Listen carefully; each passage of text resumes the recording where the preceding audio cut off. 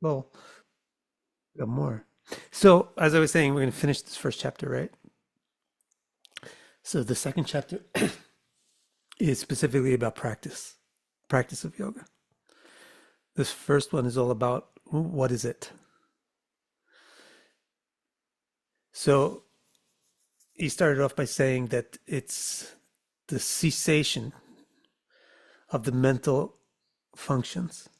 And he's going to end up today reminding us about that and explaining how it stops. And then last week, or last class, last session, oh man, it's so weird when the camera is really different than the where you guys are. Then the last session we had, we talked about the mind can become the object of perception, but that only happens when it ceases to have its own shape. Basically, you can notice this with actors and actresses. They tend to, they really, there's not that many really great actors and actresses. Mostly they just play themselves. And they just get hired for characters and roles that match their personality. That's why you could, like Claire Nakti, she could do like evaluation of nakshatras based on this particular actor's roles that they played in the movies. Is because it matches the personality. They're not really acting. Um, so when you have a strong ego, you can't really become somebody else because you're yourself very much. But if you have a weak ego or a thin ego, then you can easily become other people or sympathize with other people, feel other people, feel what they're feeling. Same, so it's that way with the mind. That's the point that he's making. So today he's going to explain how that happens. So he also, it's also to the wrapping up of the chapter today is going back to the beginning of the chapter in another way, because remember he mentioned in 4 stages of cognition. There was the guessing stage, which is first, and then there's the deliberation stage. Then there's the joy of the selection of of something, and then there's the identity of the experience. Those 4 stages. So he's going to come back to that schema of this kind of progresses and apply it to the end result of yoga. It also goes through a similar process. So why don't we jump in and see what he's saying. Also, I want to look at the last session's text again because I notice what happens is when we have a class about it, I figure out actually how to say the things. So then it's much easier to go back and edit it. So you get actually a much clearer version after you get the version that I gave you. So let's give it again. All right.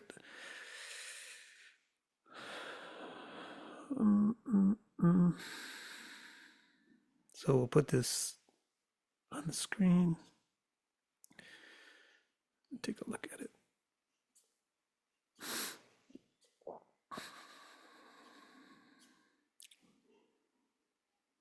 These are yesterday. This is the last one. Yeah. No. Started here. Okay, so this one 40. We did this last week, but I just want to warm up and look at it again. Paramanu paramamahatva anta asya vashikara. So macroscopic, microscopic, those are good terms for this, paramanu and paramahatva. From the microscopic to the macroscopic, all become permeated. So vashikara, as I mentioned last time we spoke, it can mean control, but it really means to like invade.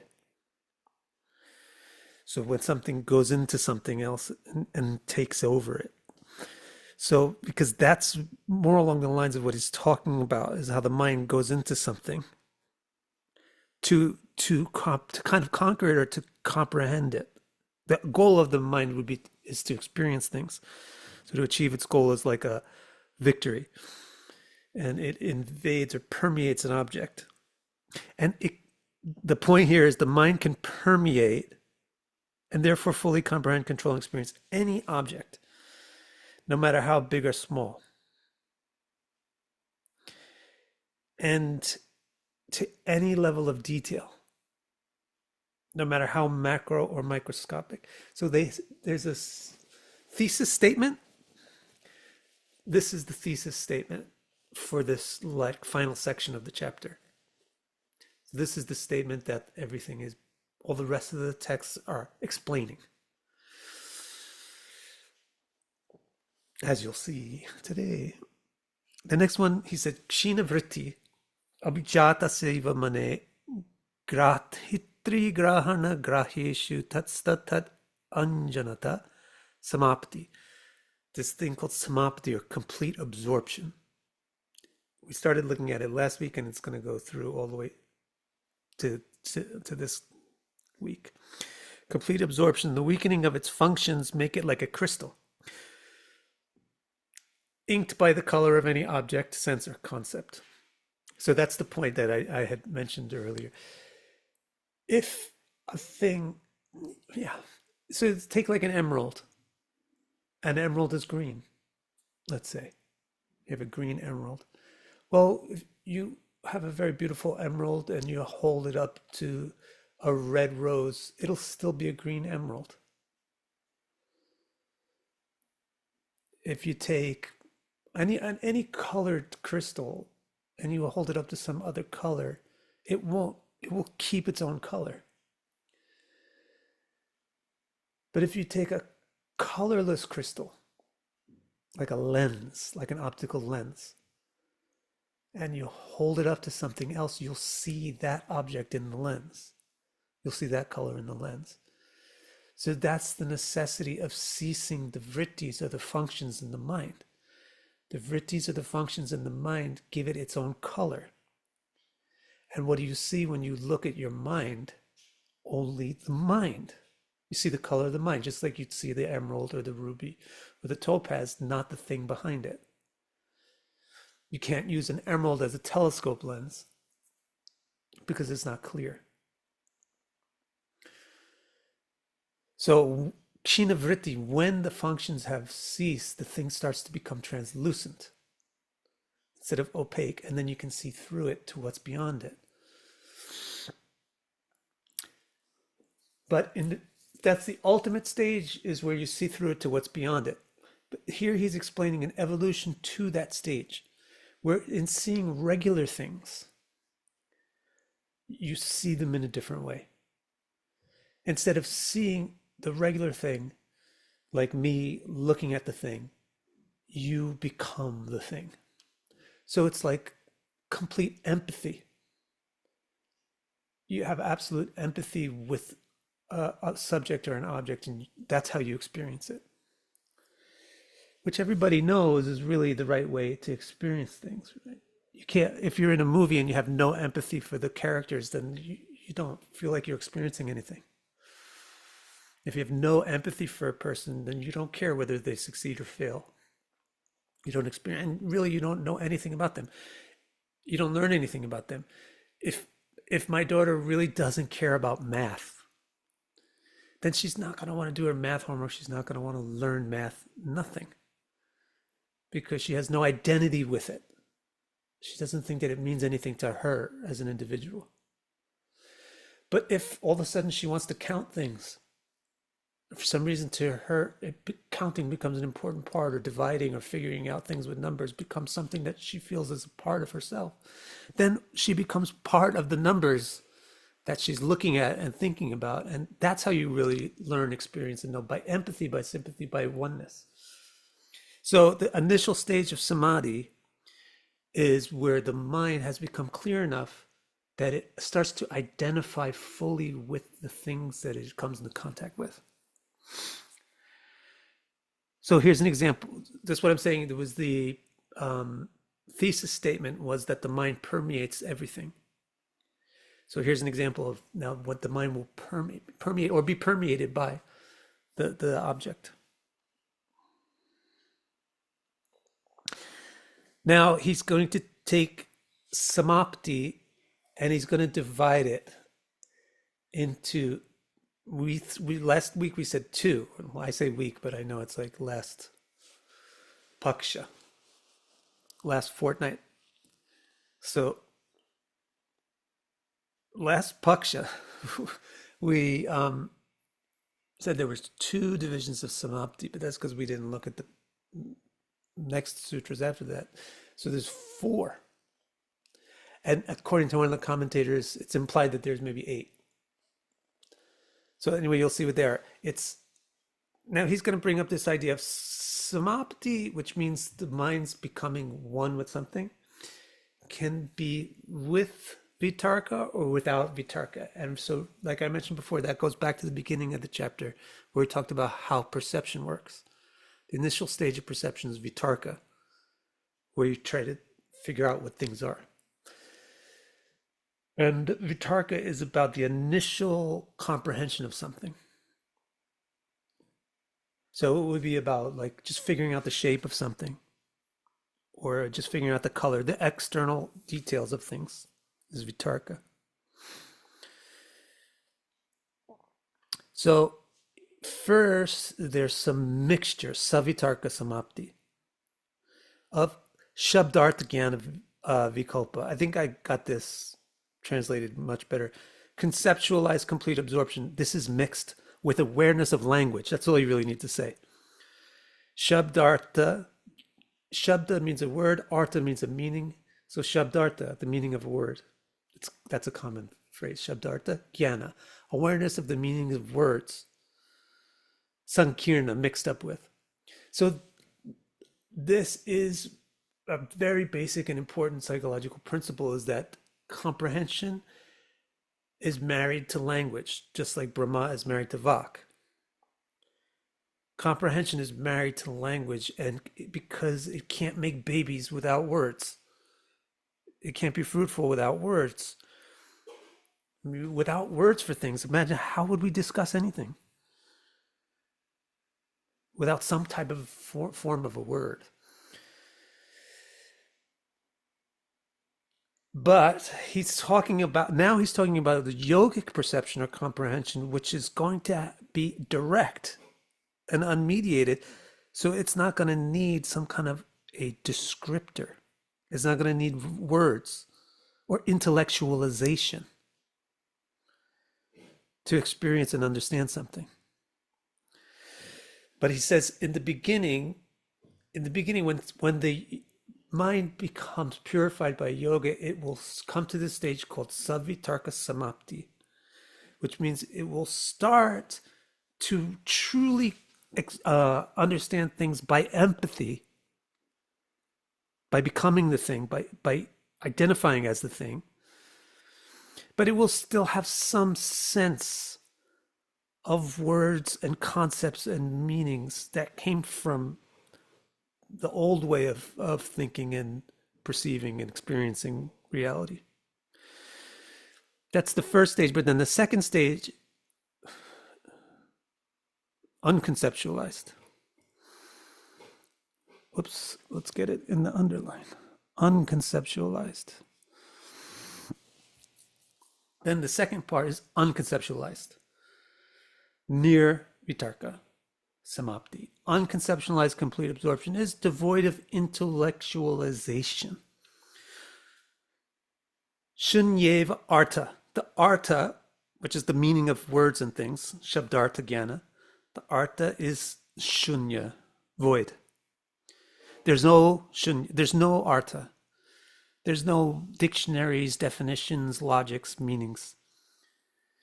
There's only the swarupa matra nirpasa, just the actual form of the object, the essential actual form of the thing actually shines and illuminates itself.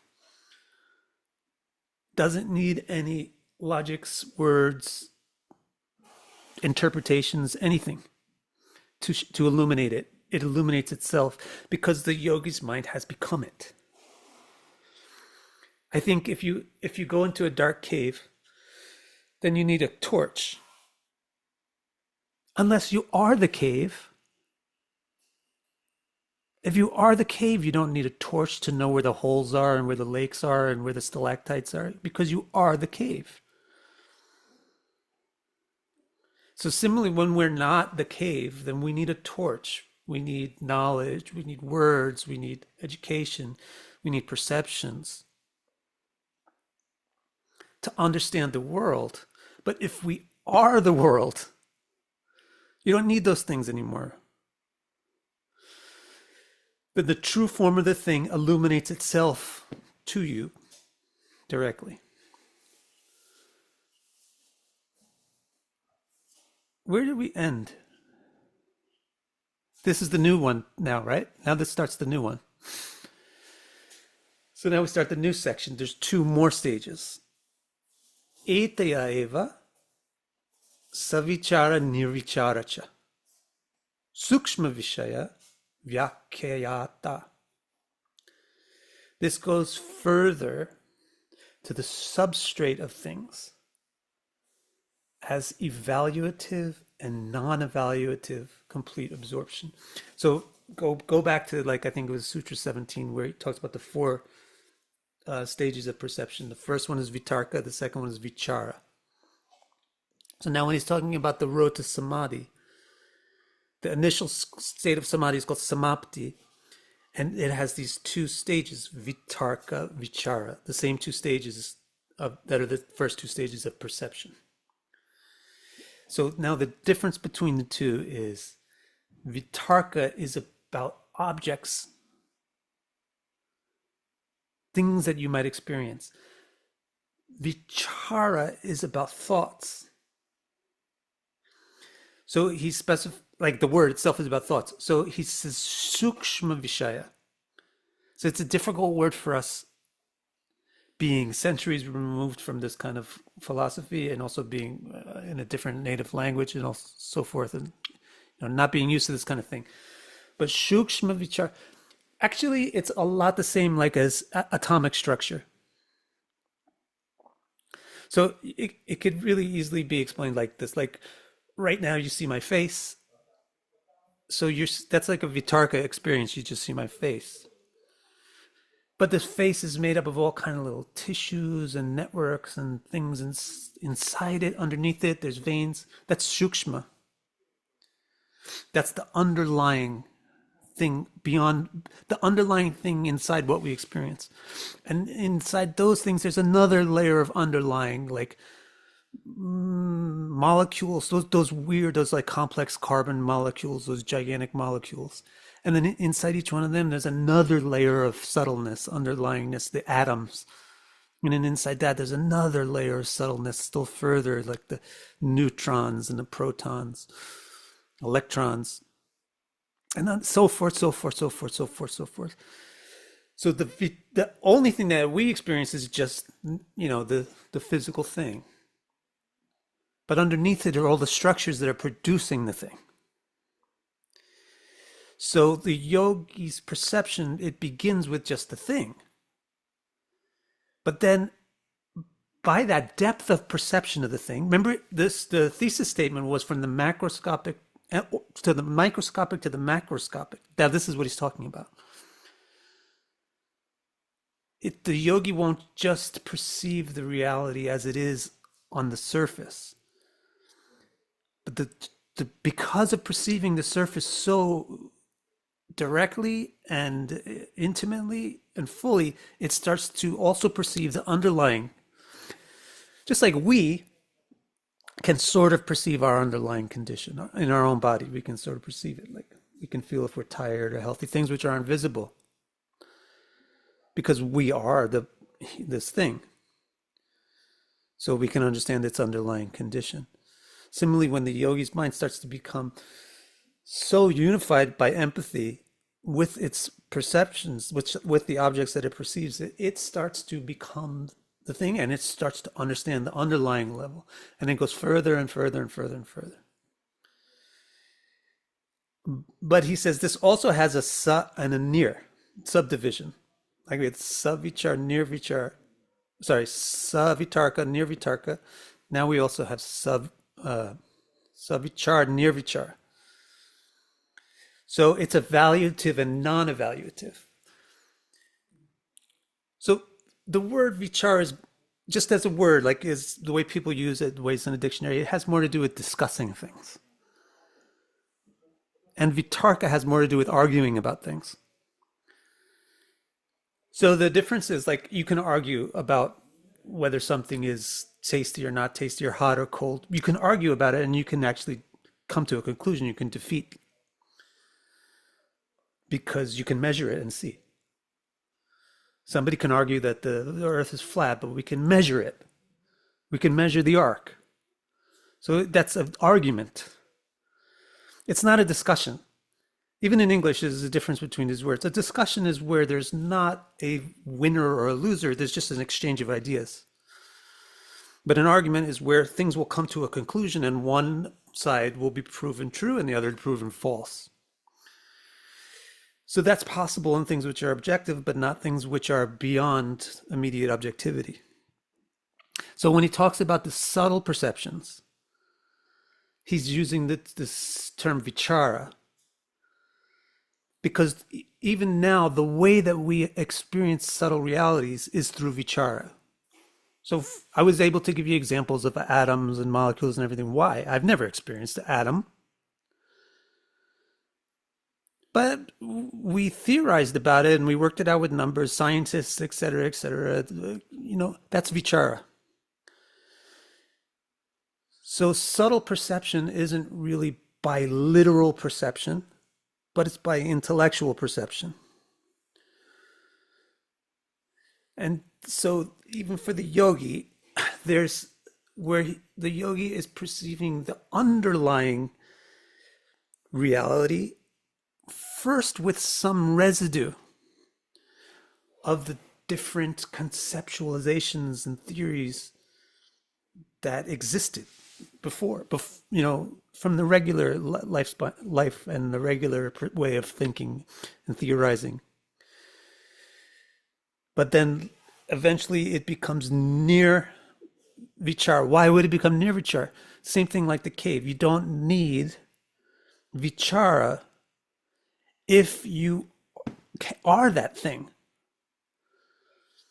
Like I can discuss whether my neighbor is upset with me or not upset with me. But the neighbor doesn't need to discuss whether they're upset or not upset. They know if they're upset or not upset because that's them. They're them. So initially, when the yogi is just starting to experience the underlying natures of reality, there's some lingering necessity of the theories. But as the yogi gets more direct experience of underlying reality of things, those theories fall away because they don't need to be there.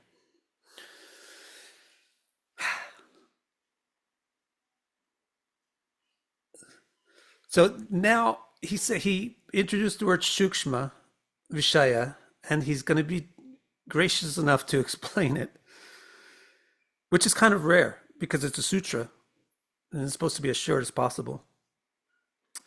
But he does take a moment to explain what he means by shukshma. Sukshma vishayatvam cha alinga paryavasanam. But he does it in such a way that he also gives new information at the same time. So he says substrates are formless evolvers. Substrates. I used that word before. Yeah, this goes further to the substrate of things. So I'm calling this shukshma. A common translation of shukshma is subtle, meaning like not something that you can perceive, but something which is underlying what you can perceive, subtle. But I'll call it substrate. I love that word. Sukshma vishaya, the substrate of things. Now he says the substrates. What's a substrate? It's a linga. A linga means something that has no form. And paryavasana means the ultimate conclusion of something. So he's doing two things at once with this sutra. He's explaining what he meant by shukshma vishaya, and he's also explaining how far shukshma vishaya goes. So, because the word paryavasana has two functions, it means that shukshma themselves are the paryavasana. So there's a word evolute Like your child is the evolute from you, or let's say water is the evolute from hydrogen and oxygen, or whatever. Humans are the evolute from apes. So that's the word evolute. But what's the word of the opposite, right? If humans are the evolute of apes, what are apes? The evolvers, I would say. I'm not sure if there's a better word or a more used word. So that's what the substrate is. It's the evolver, the one that produces the evolute. So, but can produce something with a form. Well, they themselves don't have the form. That is what the evolute is. The evolute is the form of the thing.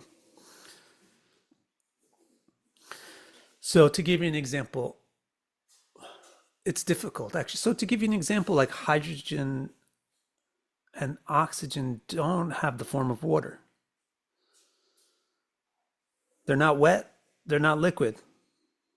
But by their combination, and if a bunch of them clump together, they can produce a wet liquid. So the water as a wet liquid is an evolute from this thing called water, which is like a concept or an evolver. This also throws people off a lot when they talk about cosmology or just the way Vedic or any kind of classical science deals with these five primordial elements: earth, water, fire, ether. It's not like there's gigantic ocean out in space or there's a gigantic wall of fire somewhere. Even when a Shastra says something like there's a shell of water around the universe, it doesn't mean there's a bunch of clump of liquid, beyond Saturn. It means that there's these things which are the subtle basis of water. There's this thing which is fire, but it's not the form of fire. It's the formless version of fire that it produces as its evolute, the form of fire. Those are the Shukshma Vishaya. And then the how far does Shukshma Vishaya go is also inferenced from this short sutra. So let's take something simple like a cookie. So maybe a cookie, the shukshma of the cookie is the chocolate chips, the flour, the water. And then further than that, the shukshma of those things is maybe the pot, the pan, the stove, the heat. And then further than that, you go into like the element of fire, the element of iron, the gas that's burning the fire, whatever, the wood. And then further than that, it starts to get difficult because this is getting to really, truly sukshma things now. According to Sankhya, the source of these things that produce perceivable things is ahankara, identity. So that also makes very good sense because these are the things which make a thing identifiable. Its shape, its sound, its taste. Those make a thing identifiable. So they evolute from the identifiability of things. The identifiability of things is called ahamkara. The thing that makes identity, ahamkara. But the identity, the ahamkara, evolves from something called buddhi, which is the intellect, the capacity to identify. And the buddhi also comes from somewhere. It comes from prakriti. It comes from gunas mixing with prakriti. It comes with the prakriti's gunas mixing with the purusha's karma. It evolves into the buddhi. So it comes ultimately to this very super subtle substrate thing called prakriti. And if you just pull that word apart, you see, this is what shukshma means, prakriti. It's not a krita. It's not something that's made. It's not something tangible, but it's prakriti. It's the thing that makes everything else. So by walking through that whole explanation, you understand that Patanjali, I almost forgot his name for a second. What Patanjali is telling us is that the yogi's mind, when it becomes clear to this extent, it becomes capable of directly comprehending not just objects, but actually the structure producing the objects, and not theoretically, but actual perception.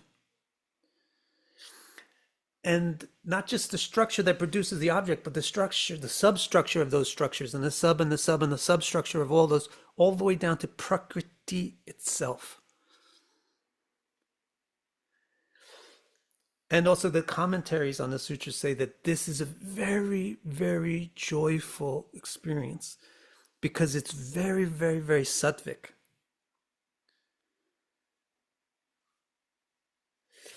Okay. So now he says, Ta eva sabija samadhi. These are the seed samadhis. Maybe we'll come up with a better term than seed samadhi, but for now, that's what we got.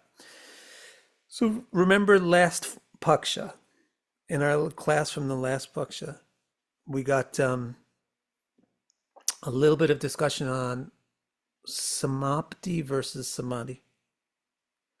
So we basically said that samapti is samadhi, but it's like the baby version of samadhi. The newborn version of samadhi is samapti. So remember, samapti means becoming one with something, and samadhi means completely unified grasp of something, unified comprehension of something. So here he spells that out explicitly. He says these four states, ta, those are actually samadhi. These four states of samapti, savitarka, nirvitarka, savichara, nirvichara. Those are samadhi, but they're a little bit of a qualified samadhi. They have a little bit of a handicap to them, which means they still have something called a bija. Bija means a seed. So here specifically, I believe what he's talking about is there's still some active. So this word bija is, I think, means is samskaras. This the result of the impressions in the mind. They're seeds for new thoughts and new activities and new desires. So while there's still some activity of samskaras in the mind, you can have this kind of amazingly mystical experience of reality, but you still have lingering activity in the mind, which sometimes clouds and therefore pops you out of your unity with your experience of everything. So he says these are samadhi, but they're sabij samadhi. They're like a qualified samadhi. By the way, today's my 27th wedding anniversary. So it's equally to how long I've been alive. I've been married as long as I've not been married. Okay, so now non-evaluative complete absorption. Oh, wow. So now he goes back, this fourth state. So remember I said this was very, very, very blissful perception.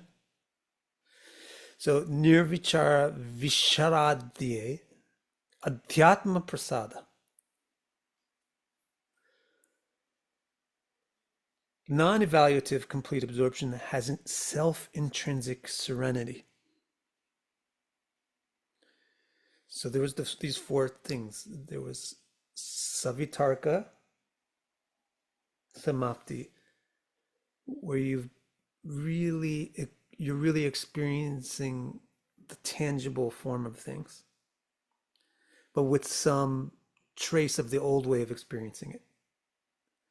Then there's nirvitarka, which is still the perception of objects, but without any trace of any non-yogic way of perceiving it. Then there's this third state, which is now vichara. It advances to not just the perception of the object, but to the underlying natures of things. But if the first version of it is savichara, it still has some qualification from previous theorizing and all that. But now nirvichara is the fourth one. It's the closest one to samadhi. So he's going to explain how does this evolve into samadhi, near bija samadhi, perfect samadhi. And the reason is that it has adhyatma prasad. Adhyatma has many, many implications to the word. So actually, atma means self, as typically used. Atma means self. Adhyatma means like of the category of the self. So self, it's within itself. Or also it implies it extends to the ability to perceive the self. So think about it. If you go from that cookie analogy, you go past the stove, past the heat, past the fire. I mean, that's what the yogi could do by meditating on a cookie. It could experience fire itself, sugar itself, sweetness itself. And then the identities producing those things, and then the prakriti producing it. But what is actually causing prakriti to do anything? Prakriti is just the material for making things. But what's the maker of the things that's moving that material into the shape? That's adhyatma. That's the actual person utilizing things, driving the evolution.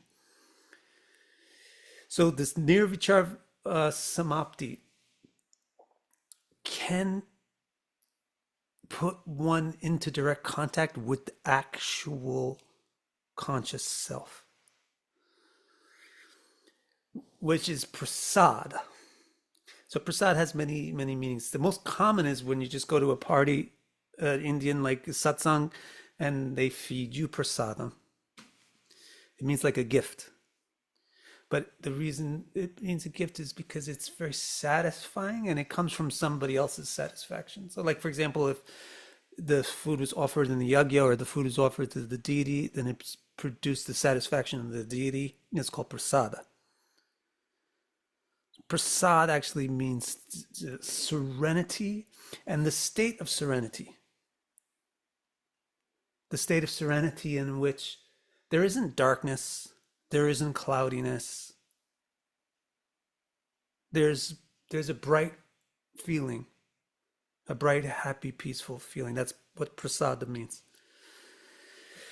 Adhyatma prasada. That's the blissfulness of there's happiness in perceiving sattva, guna, in prakriti. But it leads eventually to understanding something beyond that happiness. Something called prasad, something which is this self-luminous state of grace, which is intrinsic into the self, which is illuminating and moving the prakriti. This is actually the most amazing thing, really. The lens of perception, which is currently so fogged up and clogged up with its own complications that it can't even see things. Simple things like cookies. How many times have you ate a cookie and then you look at the bag and it's done and you can't remember what it even tasted like? Often.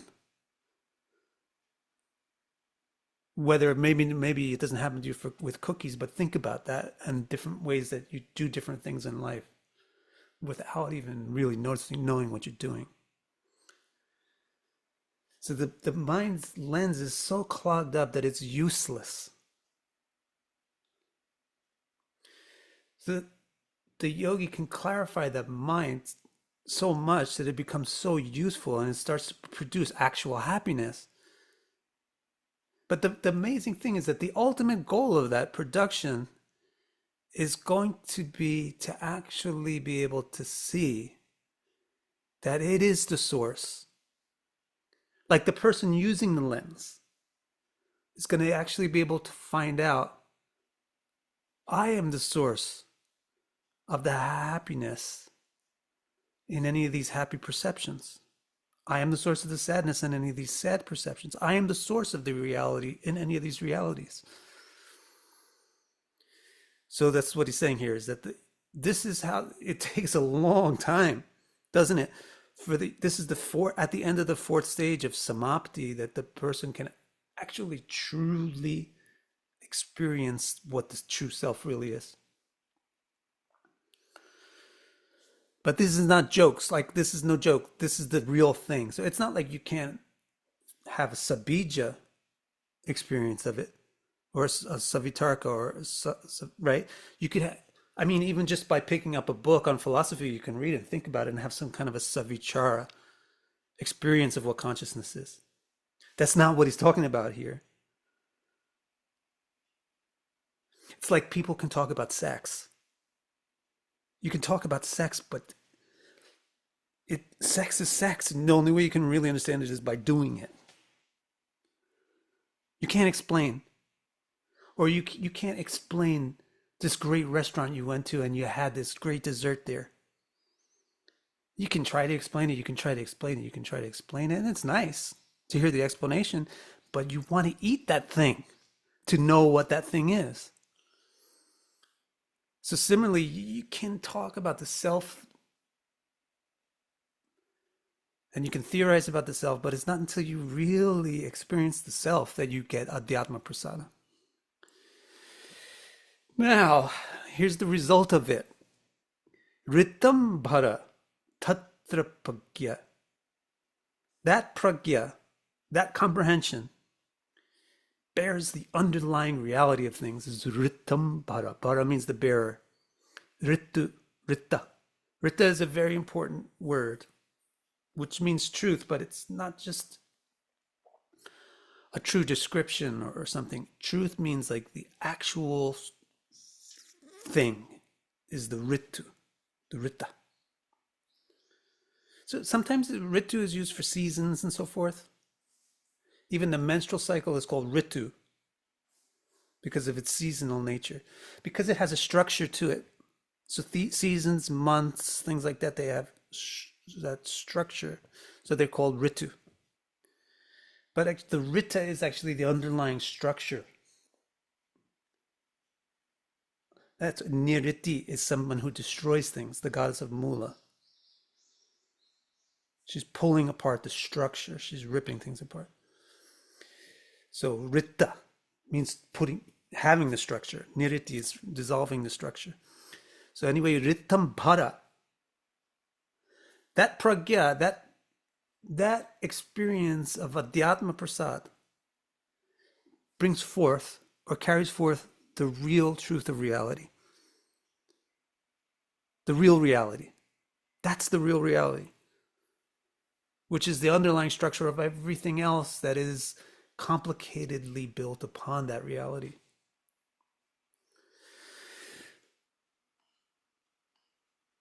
And I like this clarification. Shruta anuman pragyabhyam anya vishaya visheshar tattvat.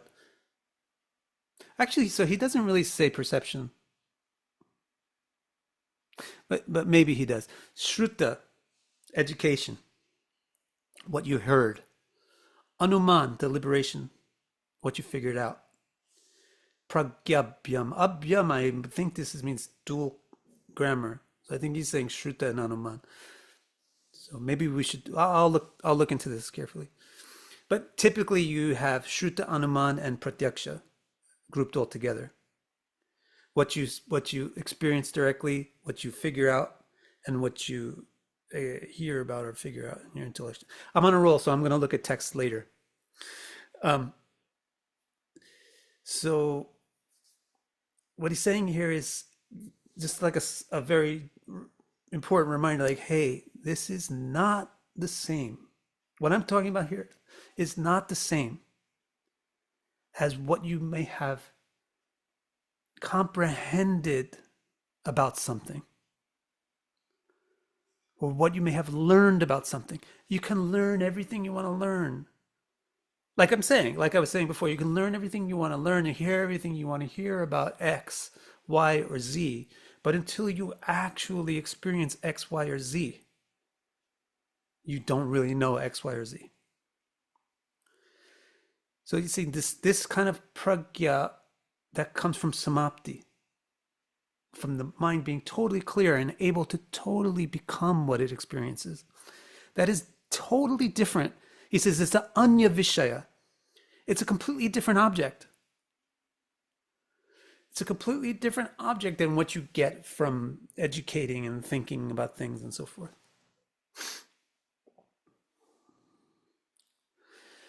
Tagja samskara, anya samskara, pratibandhi. The imprints born of this unravel the other imprints. Remember the first statement, or the almost first statement in the whole chapter was chitta, yoga, chitta, vritti, nirodha.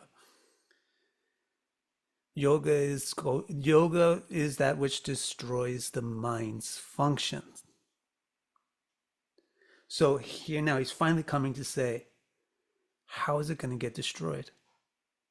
How can it be destroyed when you have to use it to do yoga? So he's coming to that now. So he's saying, now the functions of the mind are destroyed. The mind itself then remains as something completely empty. And a thing which is completely empty can hold whatever you put in it. So the imprints that are born from this adhyatma prasad, that means the samskars, the effect. Samskar is the mental effect of some experience. The effect of directly experiencing consciousness itself is such a profound effect that it pratibandhi.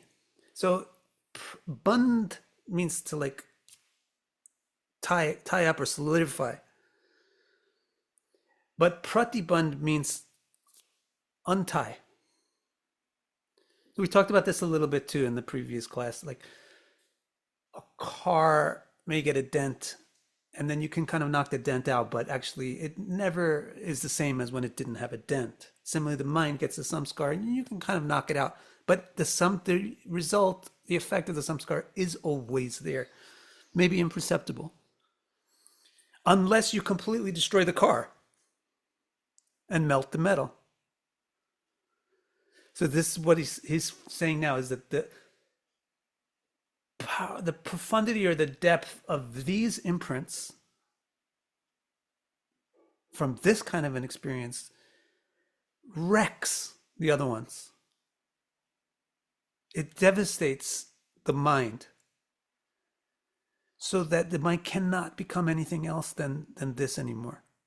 The other samskars that were there, even in the seed form, even just in the weakness of the metal of the car, are now just melted.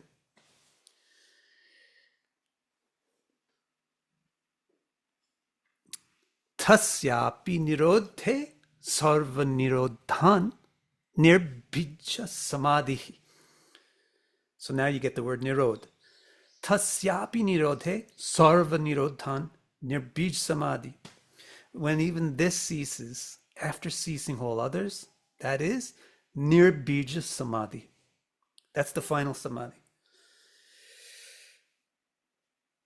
So even the impression of imprints from the adhyatma prasad ceases. Why? Why would it cease?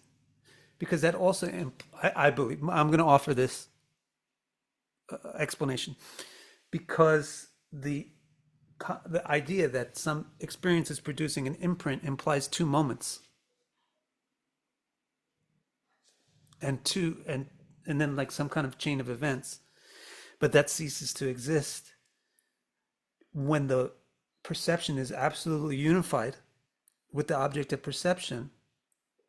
There's no more continuity or anything. There's no more this moment and then that moment after that. So it ceases to produce any effect because the effect that is in the moment is all consuming. Not because there's no effect, not because there's no experience. it's not that the oneness and non-duality is achieved by elimination. It's achieved by the overwhelmingness of the experience. So when it ceases, so the first thing that the perception of Adhyatma Prasad means, the inherent satisfaction of consciousness. The first thing that that perception produces is eradication of every other capacity to perceive other things. And then when it ceases to have to eradicate anything else, then it ceases to have to do anything, then it ceases. Then you have perfect samadhi, which means there's no more seed, not even a seed of itself for a future thing, because there's no future for it. It's only now in the present. And that's it. That's the end of chapter 1. So he went from defining yoga. Let's just quickly review like what he talked about.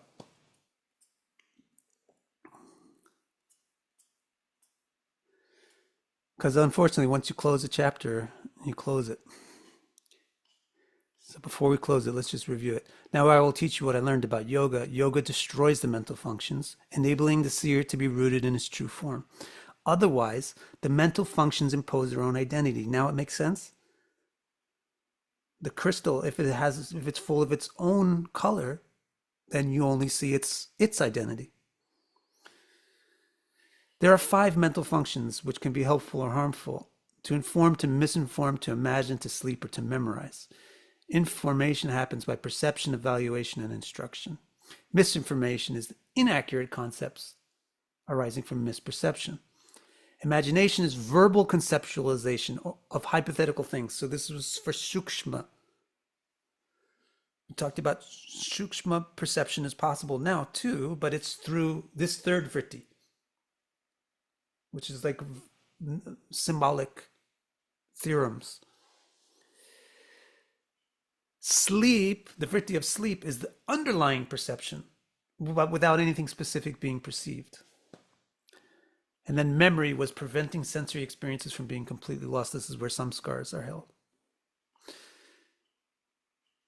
Then he went to the section of how nirodha is done. How are they destroyed? They're destroyed by practice and dispassion. That's the beginning of the destruction.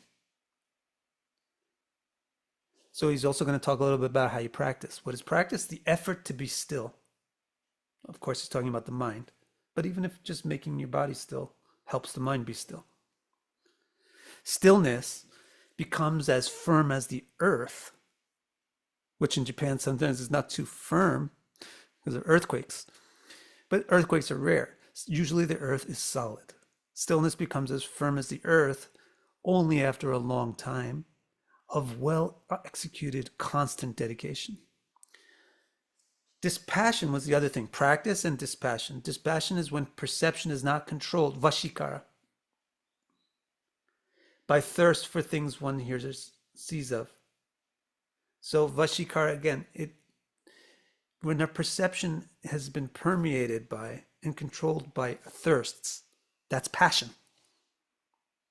Dispassion is when perception is not permeated by and controlled by thirsts and hungers. So to practice dispassion helps destroy the vrittis, the functions of the mind. How would you lose those thirsts? Because the person is more beautiful. What person? The observer, consciousness itself. How is now the mechanism of perception, which was also relevant to what we looked at today. Comprehension proceeds through stages: guessing, vitarka, evaluating, vichara. And then, by the way, I mentioned one of the commentators, Vyapashchati Mishra. He says, actually, you can infer that there's sananda, delighting and identifying. There's also samaptis on those levels too. But I haven't studied what he said. But it's not in the sutra itself. Comprehension proceeds through stages: guessing, evaluating, delighting, and identifying. Practice of disinterest in sensorial perceptions leads to the decline of the mental impressions they generated. Perception of tangible things encumbers the disembodied material. So there's a simple little A or B switch here. If you practice disinterest in conventional perception, then you gradually lose more interest in it, and the vrittis weaken. If you practice interest in conventional perceptions, then you get more and more interest in it. So that's what these two sutras are saying. The opposite happens as a result of comprehension via conviction, bravery, awareness, and complete embrace. So here's his first hint that there is a samadhi or a yoga version of vitarka, vichara, ananda, and asmita.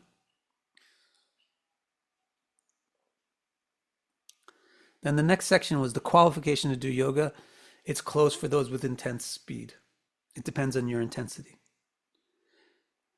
This distinguishes soft from medium from strong, or not just by your intensity of your desire to destroy the mind functions, but maybe your intensity of affection or dedication to Ishwar. What's the relevance? The relevance is Ishwar is the Purusha. So when we were just talking about Adhyatma Prasad, the perception of the conscious being, that begins with the perception of yourself as some sort of separately identifiable conscious being, but it culminates in your perception of Ishvara as the ultimate conscious being. So dedication to Ishvara, the perception of Ishvara requires, in the yoga school at least, requires the cessation of mental vrittis. No school could disagree with it. But the difference between the schools maybe would be on how they would focus on the practice.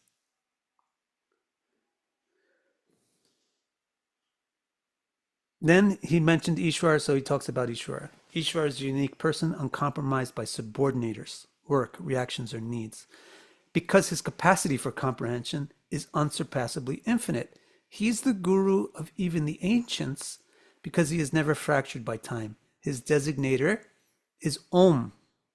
Recite it. Comprehend its meaning. This turns the mind inward and eliminates every interference. So now he talked about interference. So he's going to elaborate on interferences now. Interferences disturb the mind. What are they? Illness, reluctance, doubt, stupor, laziness, cravings, blurriness, unsteadiness, and transience. The disturbances produced by these interferences are discomfort, depression, and agitation of the body and breath. And this was a pretty decent note.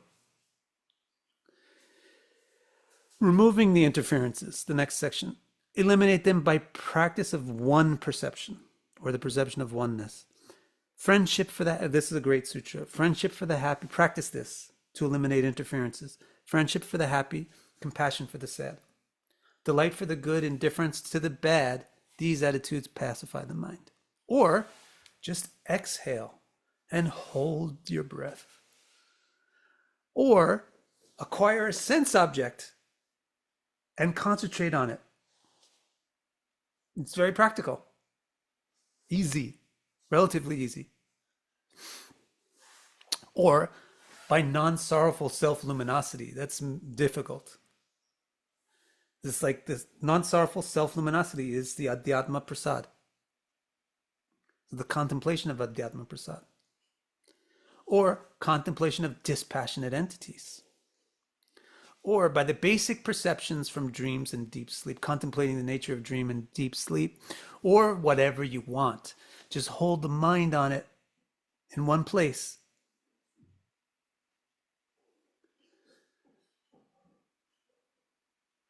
So actually, somebody said, this is why Iyengar, the famous yogi, Iyengar, he has a valid system. Validated by Patanjali. Because you can focus on these physical asanas. That can hold your meditation in your mind, and you can achieve samadhi that way. Now, we're getting close to the end now. The results of undisturbed yoga practice. Paramanu, from the microscopic to the macroscopic, all becomes permeated. So what did we just... Oh yeah, he just gave us the various ways that you could practice. So he said, how do you basically practice? By trying to focus your mind and become dispassionate. You'll encounter these problems when you try to do that. You might be grumpy, you might be tired, you might be interested in something else, etc. These different problems. But keep practicing to remove those problems. So that's why you have to practice for a long time and with some intensity, some ambition. Then, okay, now he explained how you practice, specifically how you practice, various ways you could specifically practice holding the mind on one thing. Now, what's the result? The result is that it will weaken the vrittis, it will make the vrittis lax, or lazy, just like if you stop using a muscle, it gets weak. And then when it becomes weak, then the lens of the mind becomes clear. Then you can permeate through the lens into the object. From the microscopic to the macroscopic, all becomes permeated. Now, something called complete absorption. The weakening of its functions make it like a crystal, inked by the color of any object, sense, or concept. Then conceptualized complete absorption is mixed with awareness of language, but unconceptualized is devoid of intellectualization. You just see the true shape, really, of the thing. This goes further to the substrate of things as an evaluative and non-evaluative complete absorption. So then it can proceed to understanding not just the shape. Substrates are formless evolvers, and these are the seed samadhis with seed. Non-evaluative complete absorption has self-intrinsic serenity. That comprehension bears the underlying reality of things. This is a different experience from what comes from perception, deliberation, or education. The imprints born of this unravel the other imprints, and when even this ceases after ceasing all others, it is the seedless samadhi. Yes. Maybe this last section can be improved a bit, but it's pretty good. So let's see. We got one or two questions.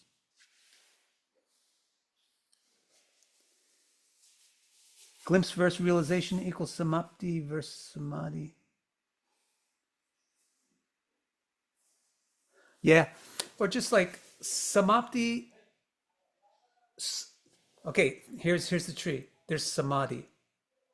Then there's perfect samadhi, and it has no further subcategories. Then there's imperfect samadhi, aka samapti. That has further subcategories, 4 further subcategories, at least 4. Savichara, nirvichara, savitarka, nirvitarka. That's the tree. Do you think a human now in Kali Yuga can attain samadhi? I think anytime you can achieve it. And also, it may be very difficult to do certain practices now, but it's a very practical thing, like exercise. Or even in a video game or in Dungeons and Dragons. Did anybody here ever play Dungeons and Dragons? It's a very useful concept, and it has a lot of very useful paradigms. So one of the paradigms is your character will evolve through levels. It will get stronger over levels. But the amount of effort you need to make to evolve from level 1 to 2 is very small. But the amount of effort to go from 2 to 3 is a little bit more, and by the end, when you're trying to go from 49 to 50, it's takes a lot of effort. So that's because when you're very new to something, then you learn a lot from any small experience. That's what this model is actually reflecting in reality. Similarly, when you're in Kali Yuga, any little thing that you can actually do has a lot of effect on you. It makes a lot of effect on you. So what Dhruva had to do in 60,000 years, maybe we only need 600 years to do. So maybe 6 lifetimes, or maybe just 6 years. It's scaled down not out of any kind of special dispensation or anything, but just out of the mechanics of how learning works. Because even to just sit in an asana for 15 minutes in this modern society is so difficult that if you can actually do it, it produces the similar effect as if you went for a whole month in some age in which it's easy to do so. So actually, the same amount of progress is available in every age. It's just that the scaling of it is different. And therefore, fewer people will progress in a difficult age because it's difficult to do anything. So in an age like Satya Yuga, almost 100% of the people are making spiritual progress because it's very easy. The atmosphere is so conducive.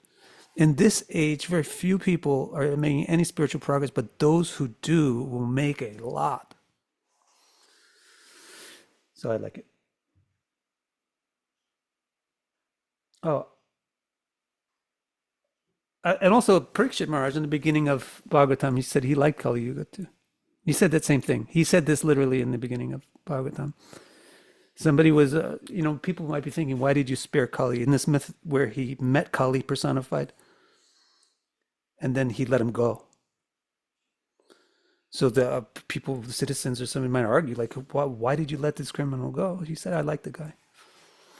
Because what he does brings out the sincerity in people and makes it actually easier to progress because of the difficulties that he introduces. And then one final thing here. 2 questions by email. So one of the questions is, if the mind can be I think this is the question. If the mind can be a crystal, like we was talking about in text 40, how far can we say that it can become one with something? Like you could talk about becoming one with something simple. And actually, I think that question was like literally addressed today, that it goes all depending on how far this clarification or destruction of the vrittis goes. To further and further extents, you can get into the subtleties of things, the underlying structure of things, ultimately to the consciousness itself, which would ultimately go to Ishvara itself. So then the question is, does that mean that the mind becomes Ishvara? Or a corollary question is, does it mean that the mind becomes Ishvara? The answer is yes, which may be shocking to Bhaktas or something, but the answer is yes. But it doesn't mean that you cease to have an object of affection. Even in a conventional, so today is the 27th wedding anniversary. So there's no more life like when I was a teenager. There's no more separate life when you're married. Everything is in some kind of tandem or team. That's very similar to the oneness. It's not that there's not 2 parties, but the 2 parties are united. That's what the Advaita Gyan, that's what the word Advaita really means. The 2-ness of the situation ceases to become functional. Is not obliterated. So the mind has to become Ishvara in order to interact with Ishvara. So yes, the mind does become Ishvara, but it is because the mind is uniting with Ishvara, not because there's no more Ishvara and there's no more me.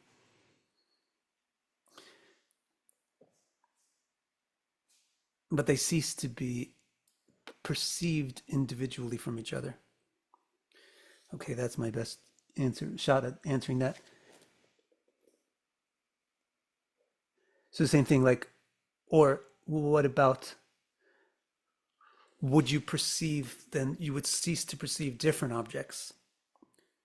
So it wouldn't be that you would, so if you're perceiving the underlying nature of everything is ultimately Prakriti, would you cease to be able to differentiate a radio from a telephone? No. Even that's just simply explained in Bhagavad Gita. The nature of sattvic knowledge, of perception, is that you perceive the underlying unity in all the separate things. The nature of passionate Rajasic perception is that you don't perceive the underlying nature, you only perceive the separate things. And the quality of tamasic perception is you don't perceive the distinction between things, nor the underlying nature. Just everything seems like a blurry oneness. So the yogic mind doesn't lose its capacity to perceive the variegations, the variations of the expressions of the underlying one reality. It's not that by understanding hydrogen you cease to understand water. You understand them both. Okay, and then there was one other.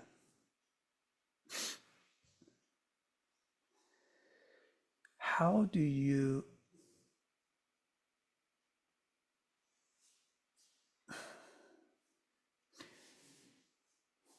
okay, if you're striving to be like detached from things, how would you still feel any sympathy for people or any sympathy to life when you become like a weirdo? No, but you'll notice that will happen for people that are not understanding. They're not really perceiving. They're not really detached.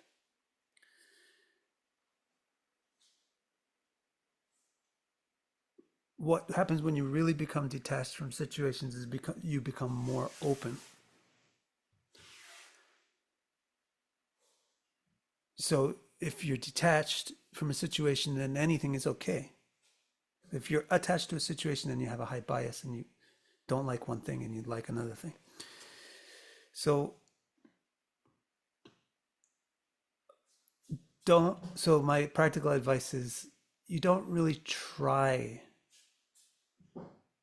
for dispassion. That's counterproductive. It might be productive. I mean, Patanjali mentions it. He mentions these two things. It's interesting. Why does he mention practice and dispassion? He should really, I'll give an argument. He should really have only mentioned practice. Because dispassion will arise from practice. The counter argument to that is no.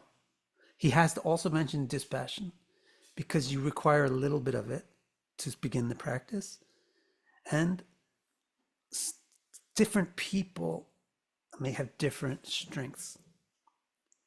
So some people may not already have that asset of sympathy with humanity and so forth.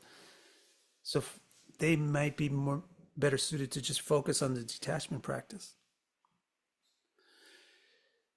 But my point of view, my advice for the most people for myself and for most people that I feel are fairly similar to me, which I think most people are in the modern world, is if you try to practice on the Saturnian side, you'll wind up disappointed like Saturn. If you try to practice on the Jupiterian side, you'll wind up prosperous like Jupiter. So the Saturnian side is negative and the Jupiterian side is positive. So if you, in this yoga system, if you try to practice on the detachment, you'll probably get it wrong. Because real detachment actually results from Adhyatma Prasad. Real detachment actually arises from successful practice. The quality of the getting the detachment wrong is there's too much vichara and vitarka. You don't really understand what the detachment is. And then you just think it's separating yourself from something or callousness of the heart or coldness. So you become an undesirable person. Not undesirable to others, but undesirable in general. And practicing, like trying to practice focusing the mind on something, for example, is a positive practice. It's a Jupiterian thing. Try to do something, not to not do something.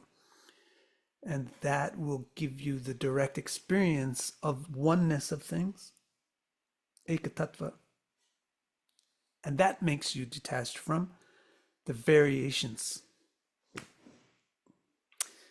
Okay, that was my best efforts there.